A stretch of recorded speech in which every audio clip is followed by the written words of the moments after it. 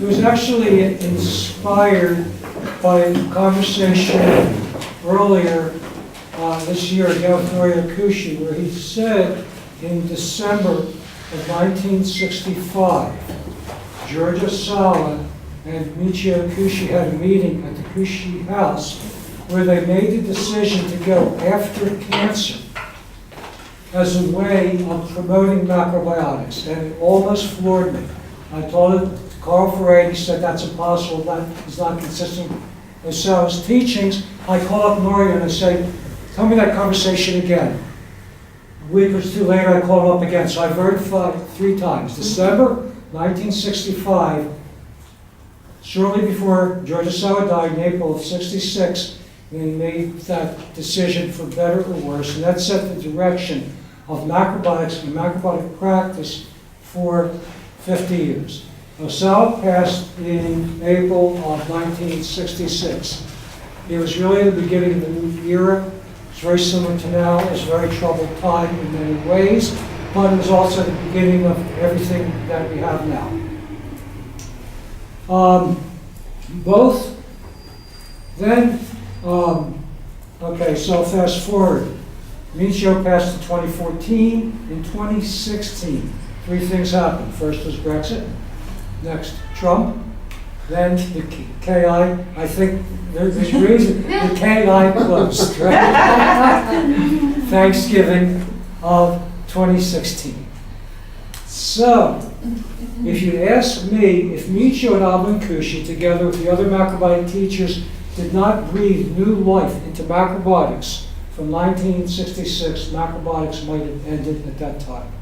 I think Osawa's teachings were no longer appropriate in the same way they were before. Now, I say this out of love for, everyone who came before us, as well as self-reflection. It's a reflection. Okay.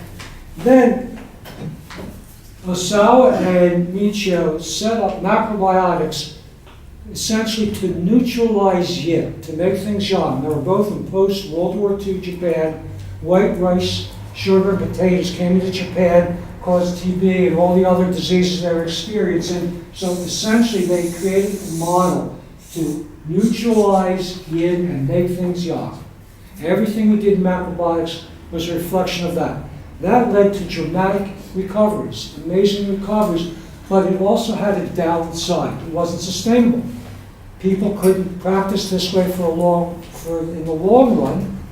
And in addition to that, it made macrobiotics a closed spiral. It was a private club. You couldn't get entry. And it gave the idea of perfection and all or nothing. I can't tell you how many people still have this idea. If I can't be perfect, if I'm not all or nothing, I can't do it. I tried macrobiotics, it didn't work for me. How many times have you heard that? Okay. So here we are now. And the question that responds or echoes in my mind is, if Osawa were here today, what would his message be? What would he be saying? How would he guide us now? I think we need to answer those questions. So I'd say, number 1, we need to start in the center. Only about adding. Because anyone can add positive things to their eating habits, to their diet, to their lifestyle practice, to their thinking. Everyone can add something. That also gives the impression that it's not all or nothing. You could be a 1 meal a week macro. You could be a 1 day a week. You could be a 1 meal a day. It's up to you. You can add macrobiotic foods to your diet when your whole family's eating everything else. It opens up what we're doing and makes it possible to make connections with other people. The next thing is that in opening up macrobiotic practice, I think it's important to stick to our core principles and beliefs. I've been accused of being strict, a strict macro over the years, and I can't tell you how many times people won't let this die. Maybe I'm strict, maybe I'm not. I'm strict on sticking to the principles. However, I try to make my practice and recommendations as open and flexible. Now, what are the basic principles of macrobiotics? Number 1 is respect for tradition. Somerset Maugham said, tradition is a guide, not a jailer. And I think that's some respect for tradition. Number two, Greg said the other day, the basic principle that George Osawa fashioned macrobiotic philosophy off of was Shin, Do, Fu, Ji. Body and earth are not two. We are one and inseparable from nature and the environment. From this comes the idea of indigenous.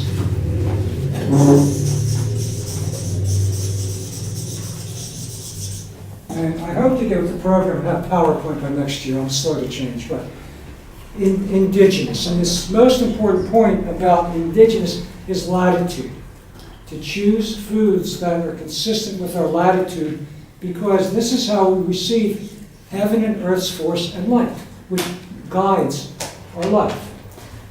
So, if you ask me, rather than macrobiotics being a rigid and strict diet, basically what we're involved in is a multicultural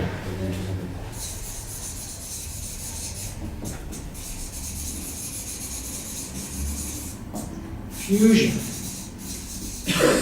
or celebration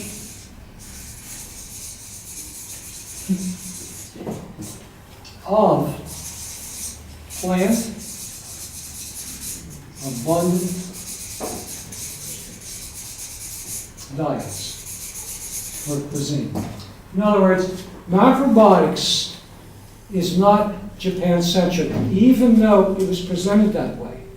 There are uniquenesses to miso, to umeboshi. There are uniquenesses to certain preparations, ways of doing things we learned in macrobiotics that are unique. Yet they were designed for certain things and are a part of what we're doing, but they're not the forefront. If we look at tradition, if we look at the world's long-standing civilizations, they're all plant abundant. Maybe not exclusively, but the vast majority of what they are doing is way beyond plant-based. We've adopted from all of Asia, not just Japan, all of Asia, India, the Middle East, all of Europe, East, West, North, and South, and Africa. And each one of these cuisines adds to the mix. So we have a way of eating that is more abundant in everything you can think of, selection, preparation, combination, than any other way of eating on the planet. Now, what do we excel at? You ask me, we excel at teaching people how to eat, cook, and live in a healthy way. We have a uniqueness about this. We have a uniqueness to make the healthiest foods on the planet the most delicious. I've been to a lot of vegan restaurants. The top restaurant in Philadelphia is vegan. I hate it. I'm sorry to say. It's terrible. They have little portions of unsatisfying food and a big bill. And that's what they have, and a long waiting list to get in. Right? And the food we have every day at home is 1,000 times better. Right? In every possible way. So we excel at making the healthiest foods on the planet the most delicious, and we can draw from the world's long-standing foods, long-standing cuisine. We have a unique ability at recovery of health. And although it might have been a mistake to go after cancer, still, I think to abandon our ability for recovery and helping people, have established long-standing health, sickness is a part of life. That's the way it is. So rather than shun it and say we made a mistake, it's part of what we do, but it's not what we did. Osawa started out with this incredible dream and passion for life that captured a lot of us. He's the one, actually, who changed the direction. However, 50 years later, we're living in a different world, right? And we need to put things into perspective. The other things that macrobiotics excels in is making connections. Our philosophy enables us to make connections in all aspects of life, which I think, again, is unique. Finally, the respect and harmony with nature and the environment, again, is an integral part of macrobiotic practice. Now, what is the macrobiotic way of eating? If you analyze, and I got these ideas back starting when I worked at CHF and KI back in the early 80s, and met people from all over Europe, I started to notice the same pattern was prevalent everywhere. It's all the same pattern. All of the world's long-standing civilizations based their diet on grains, I'll just use beans, vegetables, seeds, nuts, fruits. Every civilization on the face of this planet, from Asia to the Americas, based their diet on grains, beans, vegetables, seeds, nuts, and fruits.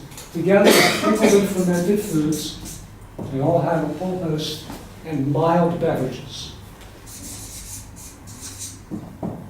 Japan has the lowest history of animal consumption on the planet before the Industrial Revolution, 2 kilograms per person per year, with no history of dairy food consumption. So they provide the model of what's possible within macrobiotic practice. The other cultures had varying amounts of animal and dairy foods. However, they were all based on grains, beans, vegetables, seeds, nuts, and fruits. So we've been able to capture all of those things as part of way of eating.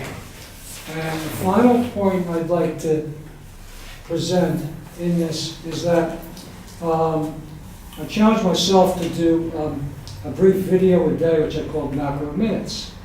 And it's turned out to be more than I bargained for. So I'm going to change and adapt it, because doing one video a day is a lot of work and time consuming. I had no idea. But at any rate, I'm going to adapt it to twice a week or 3 times a week with different themes. But at any rate, I finish every one with the same thing. It's not what you do. It's not what you don't. It's what you do. And each step brings you closer to health. And I think this has to be the message in macrobiotics. We have to get rid of the no-no diet. We have to get rid of the restriction. And we have to get rid of, you have to do it in a certain way to be part of the club. We need a new club based on anything you do in the right direction of health is a positive addition and will get you where you want to go if you're consistent with your direction.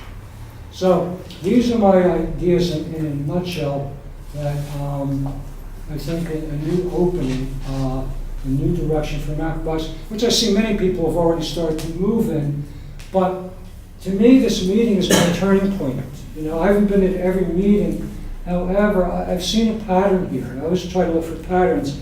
And it seems to be a pattern of people saying, let's do something together as a group more strongly than I've ever seen before. And it's a good feeling. It's good to see. Thank you very much.